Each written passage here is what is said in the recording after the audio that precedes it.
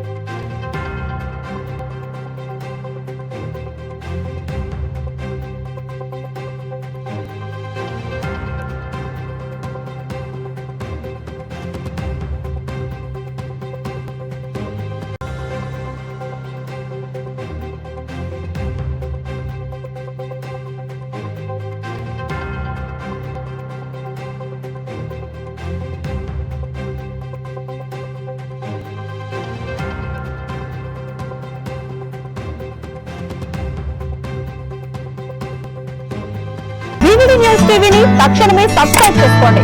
Notification కోసం చేయండి. మరిన్ని అప్డేట్స్ కోసం ప్రతి ఒక్క కుటుంబానికి ఉచిత ప్రకటనలు వచ్చే విధంగా మీకోసం మీ ముందుకు VVD న్యూస్ టీవీని AP5 నందు 99వ ఛానల్ మరియు యూట్యూబ్ నందు వీక్షించెదరు.